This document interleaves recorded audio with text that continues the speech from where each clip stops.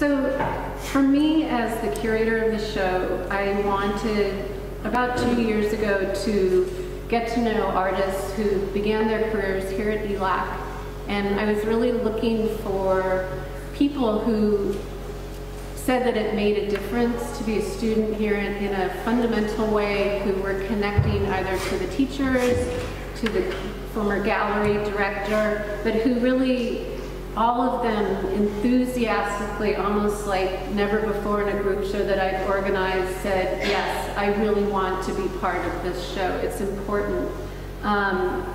I don't feel like the show in any way suggests kind of a meta-narrative of what an East LA style might be, but I do think it brings together shared concerns from the 70s and 80s, and then the work that's been produced in the last 10 years. Artists like John Valdez, Kent, and Judith told me that ELAC was a place to get general education done in order to transfer to a four-year school. While Will had told me that ELAC was part of a nurturing in his youth, taking night classes. And you told me, Will, that now is the time to give back. And I would love for you to talk about those feelings that you had about having your work here and what it meant to you.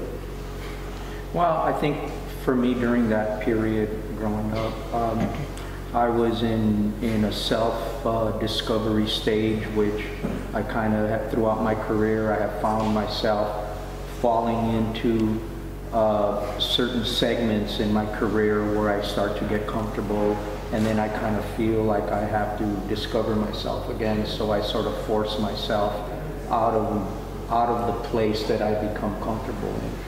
And during that time, I had gone from 3 different high schools, and 2 of the high schools I got jumped in the first semester I was there. Jumped meaning, you know, I was attacked and hospitalized at both of those schools, one being Garfield and the other one being Roosevelt. And I started off at Wilson, and luckily I was able to get out of Wilson and transfer to the other schools just for a change, but then found myself back at Wilson, finishing high school there a year late because I had dropped out, just to help my family during that time was in a financial situation where some of my brothers and sisters, we had to drop out of school to work to help to just pay bills and stuff like that. So at that point it seemed appropriate to straddle 19 and 18 years old and just sort of mix in a college experience as a senior in high school. And East LA College just seemed to be the easiest step from high school to a college. It seemed like I could still make connections to my social life, and it was easy to come at night because I used to work in the daytime at the bakery, where I was raised as a baker. My grandparents, when they came from the 1920s from Mexico, they opened up a bakery here on Floral, and which was Brooklyn Avenue at the time, next to Salud's liquor store. And that was before they built the Pomona Freeway. So then my grandparents moved the bakery to City Terrace, and that's where I got most of my education at Wilson. And so, yeah, it was a thing that just was pretty natural to come here and experience and meet other artists. It was great, and I really wasn't quite sure where I was going with my work at the time. I was just barely just discovering and developing myself as a person, and how I could relate my work to society, how I could relate my work to my environment and to the things that were happening around me. And both my brothers being heavy into gangs, it was a hard thing to decide, well, which way am I going to go, where am I going to go? And I think the couple teachers I had here, in particular Mr. Chavez, helped me to focus and kind of put my feelings in order to produce images from the way I felt and the way I looked at things. Nice answer. pretty long. Take a drink.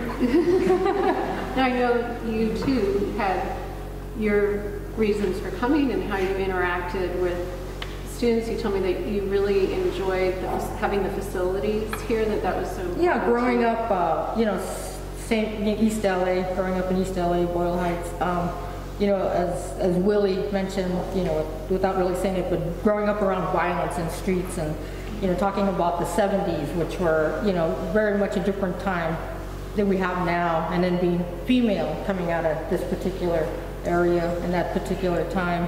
When I was here at East LA College, which also just seemed to be a very natural place to land for a little while, you know, just kind of bear my footing. You know, that was also in the mid 70s, early 70s, so it wasn't really that long after, you know, we had the Chicano moratorium and total blowout, you know, police brutality on complete community. I was a kid, you know, that got tear gassed and all kinds of stuff. So, you know, violence, not only, you know, gang violence per se, but I talk more in terms of, I would say, the largest gang in East LA, which is the LAPD, which is something that I pretty much had experienced, you know. So running around the streets here, driving around the streets here, and also having a student ID, I think made it kind of safe in case there was some sort of harassment, you know, police harassment. I could just cross the street and step on the campus and say I'm a student. So there was multiple reasons for coming here, but I think the art department, which is no longer there, had a classic, I don't know what year this school was actually built.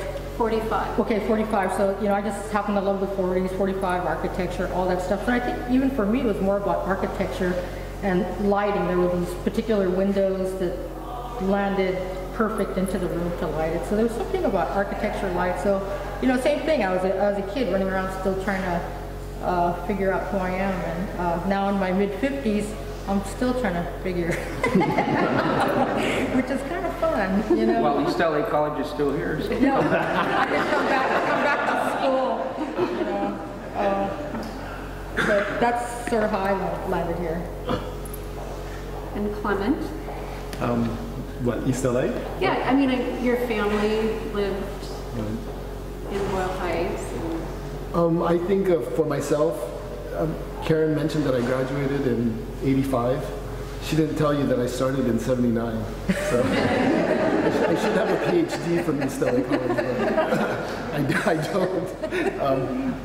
And it really afforded me a lot of time to really kind of find out who I was and what I wanted to do. I graduated from Garfield in '79, didn't really know what I was doing. I got a job at Music Plus, which is right by here, and I met this guy, Manuel Valdez, who was the lead guitar player for Willie's band, Los Illegals, and so I used to hang out. I used to be the roadie, you know, work for beer, and just move heavy shit around upstairs, you know. I'll write you a check. Chinatown, and it was really an enlightening experience because, you know, East LA was like a place where I could just kick back and like try to find myself, but working with Los Illegals I think was really an influential experience for myself because, you know, I was really at that formative stage and I was watching people who were artists, musicians, but also social commentators, political activists, and it really made me figure out better like that art could actually be a career of some sorts. Wasn't sure exactly what kind of career, but that you could have an impact on society. So after 6 years at East LA College, I finally figured out that I was going to be an artist. I think one of the biggest influences on campus here was an English teacher, Stan Oropesa. I don't know. He was really a great guy because he was one of the guys who sort of led me to UCLA. I wasn't thinking of going to any big major college. I was thinking like Cal State LA. That was my next leap. But he said, no, you should try. You should, you know, don't pigeonhole yourself. Go for everything. Yeah, my uncle lived just up the hill, and I was in the Air Force for 5 years, and I was going to go to Otis, but then I discovered that you had to have 2 years to go to Otis, college already. So my uncle said, well, there's a great college right down below the hill. So So I just came down here and luckily landed here. And then people, because you've talked to me specifically about some of the teachers who had this incredible impact on your way of your process and your way of seeing as an artist, like Don. Yeah, my first class was an art history class. For some reason, Donald Chipperfield had this assignment where everyone in the class, it was like a lecture class, a big auditorium, in the auditorium, and at some point in the class, it was about 1966, everyone take a Renoir landscape and divide it into two values, just freehand. And that was it. That did it for me. I mean, all of a sudden, and you couldn't do it wrong because you do it 10 times and it'd be 10 different ways with two values, but it was always that landscape. And that just opened up the whole thing of if I could divide things into values, I could make it, I could put it on the Empire State Building and just grid it out. So the mechanics of it was so simple. And you said to me too that for you, the 2 years that you spent at ELAC were really the most college-like years, right? That you. Yeah, I went over to Cal State LA, and it didn't seem like college. It seemed like a commuter school, but East LA College seemed more.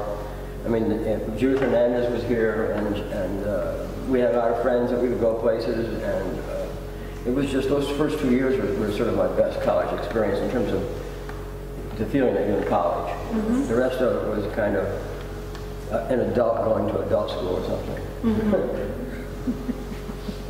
Clement, did you have that experience too, like having the college life when you were here for your